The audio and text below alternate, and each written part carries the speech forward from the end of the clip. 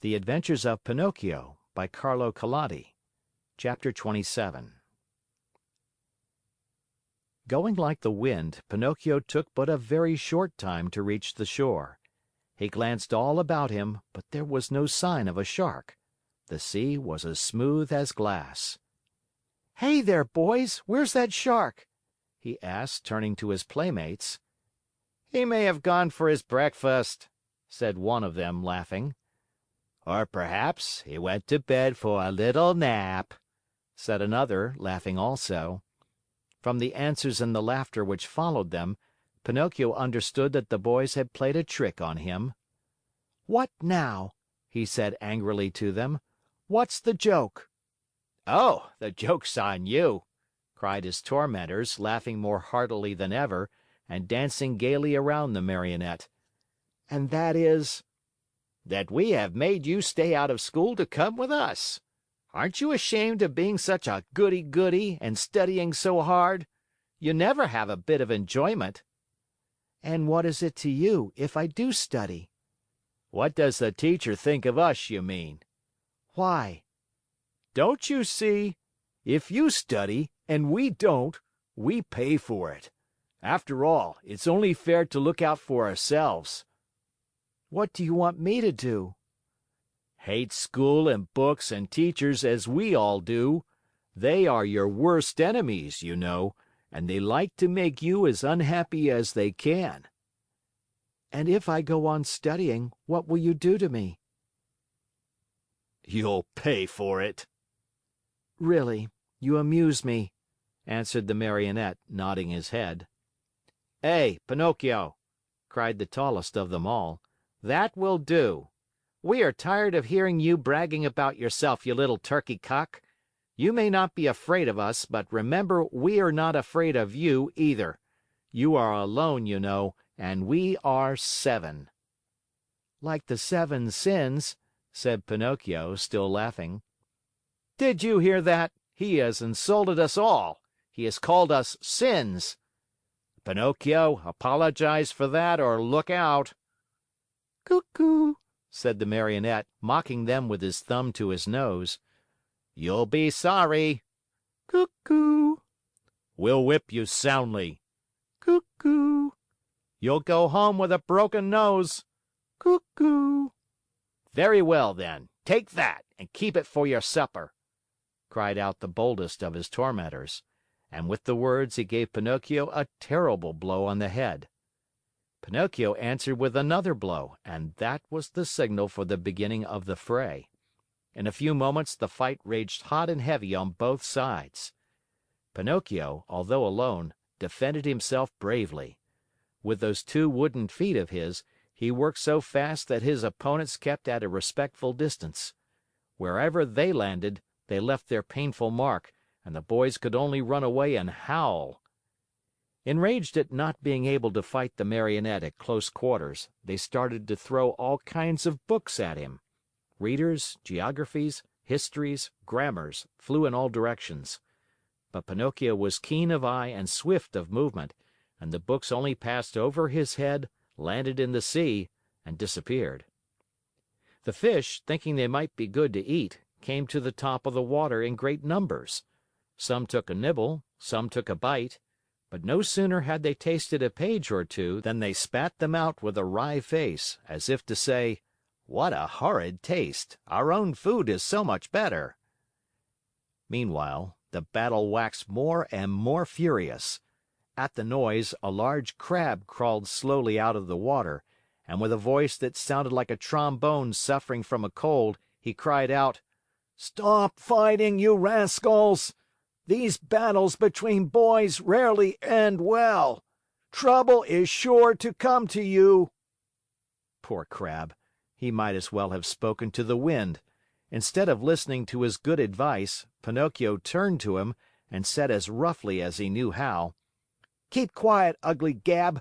It would be better for you to chew a few cough drops to get rid of that cold you have. Go to bed and sleep. You will feel better in the morning." In the meantime, the boys, having used all their books, looked around for new ammunition. Seeing Pinocchio's bundle lying idle nearby, they somehow managed to get hold of it. One of the books was a very large volume, an arithmetic text, heavily bound in leather. It was Pinocchio's pride. Among all his books, he liked that one the best. Thinking it would make a fine missile, one of the boys took hold of it and threw it with all his strength at Pinocchio's head. But instead of hitting the Marionette, the book struck one of the other boys, who, as pale as a ghost, cried out faintly, "Oh, Mother, help! I'm dying!" and fell senseless to the ground. At the sight of that pale little corpse, the boys were so frightened that they turned tail and ran. In a few moments, all had disappeared. All except Pinocchio. Although scared to death by the horror of what had been done, he ran to the sea and soaked his handkerchief in the cool water, and with it bathed the head of his poor little schoolmate. Sobbing bitterly, he called to him, saying: "Eugene! My poor Eugene! Open your eyes and look at me! Why don't you answer? I was not the one who hit you, you know. Believe me, I didn't do it. Open your eyes, Eugene. If you keep them shut, I'll die too. Oh, dear me, how shall I ever go home now? How shall I ever look at my little mother again? What will happen to me? Where shall I go? Where shall I hide? Oh, how much better it would have been, 1,000 times better, if only I had gone to school. Why did I listen to those boys? They always were a bad influence. And to think that the teacher had told me, and my mother too, beware of bad company. That's what she said. But I'm stubborn and proud. I listen, but always I do as I wish. And then I pay. I've never had a moment's peace since I've been born. Oh, dear! What will become of me? What will become of me?" Pinocchio went on crying and moaning and beating his head. Again and again he called to his little friend, when suddenly he heard heavy steps approaching. He looked up and saw two tall Carabineers near him. "What are you doing stretched out on the ground?" they asked Pinocchio. "I'm helping this schoolfellow of mine." "Has he fainted?" "I should say so," said one of the Carabineers, bending to look at Eugene. "This boy has been wounded on the temple. Who has hurt him?" "Not I," stammered the Marionette, who had hardly a breath left in his whole body. "If it wasn't you, who was it then?"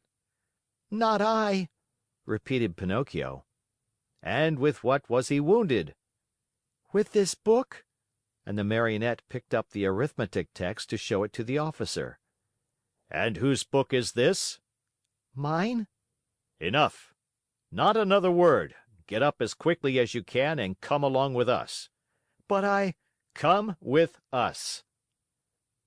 Before starting out, the officers called out to several fishermen passing by in a boat and said to them: "Take care of this little fellow who has been hurt. Take him home and bind his wounds. Tomorrow we'll come after him." They then took hold of Pinocchio and, putting him between them, said to him in a rough voice: "March! And go quickly, or it will be the worse for you." They did not have to repeat their words. The Marionette walked swiftly along the road to the village. But the poor fellow hardly knew what he was about. He thought he had a nightmare. He felt ill. His eyes saw everything double, his legs trembled, his tongue was dry, and, try as he might, he could not utter a single word. Yet in spite of this numbness of feeling, he suffered keenly at the thought of passing under the windows of his good little Fairy's house. What would she say on seeing him between two Carabineers? They had just reached the village, when a sudden gust of wind blew off Pinocchio's cap and made it go sailing far down the street. "Would you allow me," the Marionette asked the Carabineers, "to run after my cap?" "Very well, go, but hurry." The Marionette went, picked up his cap, but instead of putting it on his head, he stuck it between his teeth and then raced toward the sea. He went like a bullet out of a gun. The Carabineers, judging that it would be very difficult to catch him, sent a large Mastiff after him, one that had won first prize in all the dog races. Pinocchio ran fast and the Dog ran faster.